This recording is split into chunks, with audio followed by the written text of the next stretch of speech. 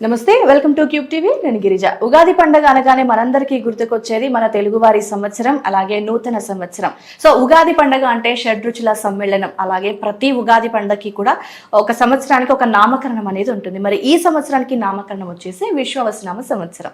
మరి ఈ విశ్వావసునామ సంవత్సరం ఏడాది మొత్తంలో కూడా పంచాంగ శ్రవణంలో భాగంగా రాసుల వారికి ఏ రాశి వారికి ఏ విధంగా ఉండబోతోంది, రాశి పరంగా చేయాల్సినటువంటి పరిహారాలేంటి, ఈ విషయాలన్నీ తెలియచేయడానికి వాళ్ళు మనతో పాటు ఉన్నారు ప్రముఖ ఆధ్యాత్మికవేత్త డాక్టర్ గుండెపూడి శివసుధీర్ శర్మ గురువు గారు. వారితో మాట్లాడి రాశి ఫలాలు ఏ విధంగా ఉన్నాయో తెలుసుకునే ప్రయత్నం చేద్దాం. గురువు గారు నమస్కారం. శ్రీమాత్రే నమః. శ్రీ గురుభ్యో నమః. గురువు గారు, ముందుగా ఈ విశ్వావసునామ సంవత్సరంలో మేషరాశి వారికి ఆదాయం, వ్యయం, అలాగే రాజ్యపూజ్యం, అవమానం ఎలా ఉంది, అసలు ఈ ఏడాది మొత్తం చూసుకుంటే మేషరాశి వాళ్ళు ఎలాంటి జాగ్రత్తలు తీసుకొని ముందుకు వెళ్ళాలి అంటారు గురువు గారు? ముఖ్యంగా నాన్న ఆదాయం వ్యయం అనేటువంటి విషయానికి వచ్చిన తర్వాత అందరికీ వర్తించేటువంటి విషయం ఇది. ఒక మేషరాశికే కాదు, అన్ని రాశుల వారికి వర్తించేటువంటి విషయం ఇది. ఆదాయం అంటే, వ్యయం అంటే ఏంటి మీ ఉద్దేశంలో? ఆదాయం అంటే మనం సంపాదించేది, వ్యయం అంటే మనం ఎంత ఖర్చు చేస్తాము ఈ ఏడాదిలో అనేది. ఇది అక్షరాల తప్పు. అదేంటి గురువు గారు? ఆదాయం అంటే వచ్చేటువంటి ఆదాయం కాదు, వ్యయం అంటే పోయేటువంటి ఖర్చు కాదు. ఓకే. ఓవరాల్ గా ఈ రాశి వాళ్ళకి ఈ సంవత్సరం మొత్తం మీద ఉండేటువంటి మనశ్శాంతి అని చెప్తాం. ఓకే, అర్థమైందా? మనశ్శాంతి మెయిన్.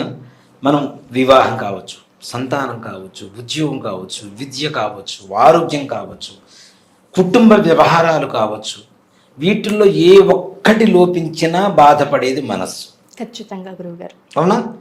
14 రూపాయలు వస్తున్నాయి, 2 రూపాయలు ఖర్చు అయిపోతున్నాయి, మిగిలిన 12 రూపాయలు దాచిపెట్టుకుంటున్నాం అనేది ఒక ధన రూపంలో మాత్రమే కాదు, జీవితంలో జరిగేటువంటి ప్రతి విషయాన్ని భాగించుకుంటే, మొత్తం లెక్క పెట్టుకుంటే వచ్చేటువంటిది ఆదాయం వ్యయం అనేటువంటిది ఈ యొక్క పంచాంగ శాస్త్రానికి పరమార్థం.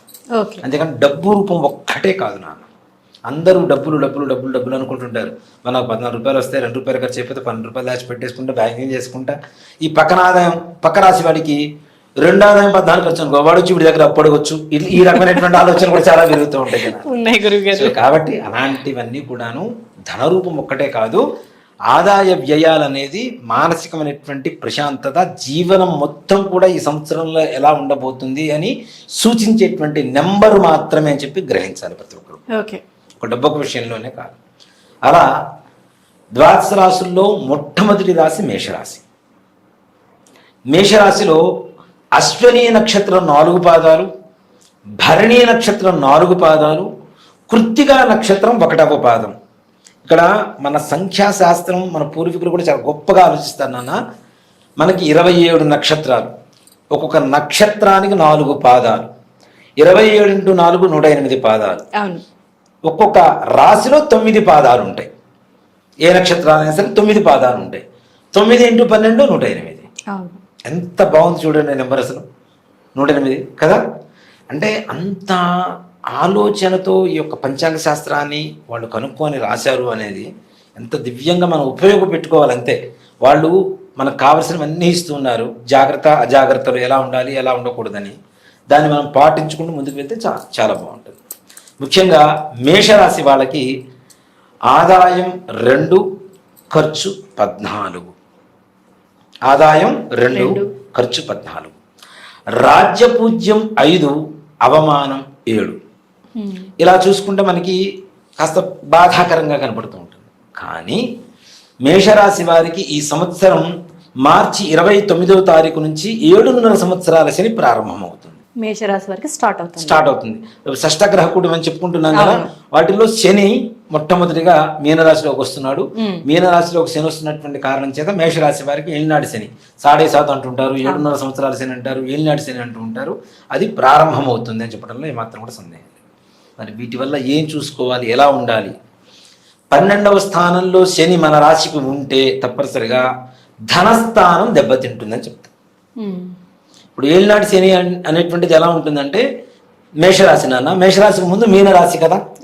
మీనరాశిలోకి వచ్చినప్పుడు మేషరాశి వారికి ఏలినాటి శని ప్రారంభమైంది. మీనరాశిలో 2.5 సంవత్సరాలు, మేషరాశిలో 2.5 సంవత్సరాలు, మేషరాశి తర్వాత వచ్చేటువంటి వృషభ రాశిలో 2.5 సంవత్సరాలు, మొత్తం కలుపుకుంటే 7.5 సంవత్సరాలు. ఇది ఏలినాటి శని ప్రభావం. దీన్ని ధన, తను, కుటుంబ స్థానాలుగా విభజిస్తూ ఉంటారు. మొదటి 2.5 సంవత్సరాలు ధనం మీద దెబ్బ, 2.5 సంవత్సరాలు శరీరం మీద ఆరోగ్యపరమైనటువంటి దెబ్బలు. మూడవ 2.5 సంవత్సరం ఏదైతే ఉంటుందో తృతీయార్థం అనేటువంటిది అది కుటుంబపరమైనటువంటి కలహాలకు దారితీస్తుంది. ఎక్కడైతే ధనపరమైనటువంటి కష్టాలు చికాకులు వస్తాయో వాళ్ళు మానసికంగా చాలా వరకు కుంగిపోతూ ఉంటారు. ఇప్పుడున్నటువంటిది అదే కదా, ధనం మూలమిదం జగత్. డబ్బు ఉంటే అన్ని కొనొచ్చు అనుకుంటారు, కొన్ని కొనలేము, అది తర్వాత చెప్పుకుందాం. కాబట్టి డబ్బు అనేటువంటిది లోపించడం వల్ల ఉన్న ఉద్యోగాలు పోవటం కానీ, ఆకస్మికంగా నష్టం వాటిల్లడం వ్యాపారంలో, ఇట్లాంటివి ఎక్కువగా జరుగుతూ ఉంటాయి. వృత్తి వ్యవహారాలు కూడా పక్కవాడికి పని ఉంటుంది, వీడికి మాత్రం పని ఉండదు. ఈ రకమైనటువంటి వ్యవహారాల వల్ల ధన నష్టం జరిగేటువంటి పరిస్థితులు కనబడుతూ ఉంది. కానీ మే 15వ తారీఖు వరకు మాత్రమే ఈ రకమైనటువంటి కష్టాలు ఏళ్ళనాటి సినిమాలు ఎక్కువగా అనుభవిస్తూ ఉంటారు. మే 15వ తారీఖు తర్వాత ఇందాక మనం చెప్పుకున్నాం పంచాంగ శ్రవణంలో, మే 15వ తారీఖు నుంచి మనకి దాదాపుగా గురుడు మారిపోతూ ఉన్నాడు. గురుడు మారిపోతే మిథున రాశిలోకి వెళ్ళిపోతాడు. మేష నుంచి 3వ స్థానం అవుతుంది. మేషం, వృషభం, మిథునం. 3వ స్థానంలో గురుడు ఉంటే గురుబలం పెరుగుతుంది. దానివల్ల శని దోషాలతో కొంతవరకు తగ్గిపోతూ ఉంటాయి. అంటే శని దోషాన్ని కలుగు చేస్తుంటే గురుడు దోష నివారణ కలుగు చేస్తున్నాడు, లాభాన్ని చేకూరుస్తున్నాడు. అందువల్ల మే తర్వాత వీరికి ఉన్నత కాలంగా చెప్పుకోవచ్చు. మరలా పోయినటువంటి ఉద్యోగాలు రావడం కానీ, వ్యాపారాభివృద్ధి జరగడం కానీ, వృత్తి వ్యవహారాల్లో కానీ అధికమైనటువంటి ధనాన్ని సంపాదించేటువంటి యోగం మే 15వ తారీఖు తర్వాత వీరికి కలుగుతుందని చెప్పుకోవచ్చు. ఓకే గురువుగారు. అలాగే మేషరాశి వారిలో ముఖ్యంగా నాయకత్వపు లక్షణాలు ఎక్కువగా పెరుగుతూ ఉంటాయి ఈ సంవత్సరం. దాన్ని చూసేవాళ్ళు కొంతమంది మూర్ఖత్వం అనుకుంటారు, లేదంటే గట్టిగా మాట్లాడుతున్నాడు అనేటువంటి ఒక కోపం అనుకుంటారు. కానీ నాయకత్వపు లక్షణాలు అంటే లీడర్షిప్ క్వాలిటీస్ పెరుగుతూ ఉంటాయి మేషరాశి వారిలో. అలాగే విద్యార్థులు కూడా వాళ్ళు పడ్డ కష్టానికి మంచి ఉత్తీర్ణత పొందుతారు, మంచి మార్కులు వస్తాయి, చక్కగా సంతోషంగా ఉండేటువంటి పరిస్థితి ఉంటుంది. పూర్వీకులు ఇంట్లో ఎవరికైనా అనారోగ్యంగా ఉన్న వాళ్ళు కూడా అనారోగ్య బారి నుంచి ఆరోగ్యానికి వస్తారు, తప్పనిసరి ఆరోగ్యవంతులుగా తయారవుతారు. ఇంట్లో చక్కటి వాతావరణం ఏర్పడుతూ ఉంటుంది. అలాగే ఇంట్లో ఏదైనా వివాహాది శుభకార్యాలు చేయాలి అనుకునేటువంటి పిల్లలు ఎవరైనా ఉన్నా కూడా వాళ్ళకు కూడా తప్పనిసరిగా వివాహాది శుభకార్యాలు చాలా సానుకూలంగా ఉండేటువంటి సమయంగా మే 15వ తారీఖు నుంచి సంవత్సరాంతం వరకు కూడా వాళ్ళకి చెప్పుకోవచ్చు. ఓకే గురుగారు, మరి రాజకీయ పరంగా, ఉద్యోగ పరంగా, వ్యాపారస్తులకు ఏ విధంగా ఉంటుందంటారు మేషరాశి వారికి సంబంధించి? ఉద్యోగ పరంగా ప్రమోషన్స్ కూడా వస్తాయి నాన్న. చిన్న చిన్న ఉద్యోగాలు చేసేటువంటి వాళ్ళకు కూడా మంచి ప్రమోషన్స్ వచ్చేటువంటి అవకాశం కనబడుతుంది. అలాగే రాజకీయపరమైనటువంటి వ్యవహారాలు కూడా కొంతమేరకు సమస్యలు ఎదుర్కొంటూ ప్రత్యర్థుల్ని మట్టి కల్పించేటువంటి పరిస్థితులు ఉంటారు ఈ యొక్క మేషరాశిలో ఉండేటువంటి నాయకులు ఎవరైతే ఉంటారు. అలాగే ఉన్నతమైనటువంటి పదవీ కాలంగా కూడా చెప్పుకోవచ్చు. ఇంకా మంచి పదవులు రావటం అంతే కదా నాన్న. ఎక్కడో ఉన్నవాడు ధైర్యంగా ముందుకు వస్తే వీడికి మనలు పొందుతూ ఉంటాడు, ఉన్నత అధికారులు మనలు పొందుతూ ఉంటాడు, ఇంకా ఉన్నతమైనటువంటి పదవులు పొందేటువంటి అవకాశం కనబడుతూ ఉంటుంది. అలాగే విదేశీ యానం కోరుకునేటువంటి వారికి కూడా ఈ సంవత్సరం చాలా విశేషంగా యోగిస్తుంది. ఎన్నో సంవత్సరాల నుంచి వీసా కోసం ట్రయల్స్ చేసి చేసి చేసి విసుగుబుట్టి వదిలేసినటువంటి వాళ్ళు కూడా ఈ సంవత్సరం తప్పనిసరిగా ప్రయత్నించండి, తప్పనిసరిగా వీళ్ళకి సానుకూలత ఏర్పడుతుంది. అలాగే రియల్ ఎస్టేట్ వ్యాపారం, రియల్ ఎస్టేట్ వ్యాపార రంగంలో ఉండేటువంటి వాళ్ళకు కూడా విశేషమైనటువంటి ధనయోగం, ఆర్థిక లాభాలు చేకూరినటువంటి పరిపూర్ణమైనటువంటి పరిస్థితి కనపడుతుంది రియల్ ఎస్టేట్ రంగం వారు. సినిమా రంగం వారు, ముఖ్యంగా మీడియా రంగం వారు, వీళ్ళకు చూసుకున్నా కూడాను విశేషమైనటువంటి అవకాశాలు చేజిక్కించుకుంటారు, మంచి మంచి పేరు ప్రఖ్యాతులు పొందుతారు. ఇంకోటి కూడా చెప్తున్నానన్న, ఈ సంవత్సరం సినీ పరిశ్రమలో భారతదేశానికి ఇంకా ఒక మెట్టు ముందుకు వెళ్ళేటువంటి అవకాశం కూడా కనపడుతుంది. ఉన్నతమైనటువంటి అవార్డులు ఇట్లాంటివి కూడా పొందేటువంటి సంపూర్ణమైనటువంటి అవకాశం కూడా కనపడుతుంది. కొత్త కొత్త నటీనటులకు కూడా మంచి మంచి అవకాశాలు చేజిక్కించుకోవడం అనేది పెద్ద సమస్య కాదు. వాళ్ళ ప్రతిభ కనపరుస్తూ వాళ్ళకి మంచి పేరు తెచ్చుకునేటువంటి పరిస్థితులు కూడా మేషరాశి వారికి సంపూర్ణంగా కలుగుతుంది. ఓకే గురుగారు, మరి ఓవరాల్గా చూసుకుంటే మేషరాశి వారు మనకి ఏలినాటి శని ప్రభావం కూడా మొదలయ్యే అవకాశాలు ఏర్పడుతున్నాయి కాబట్టి ఎలాంటి జాగ్రత్తలు తీసుకుంటే, ఎలాంటి పరిహారాలు చేసుకుంటే మంచిది అంటారు?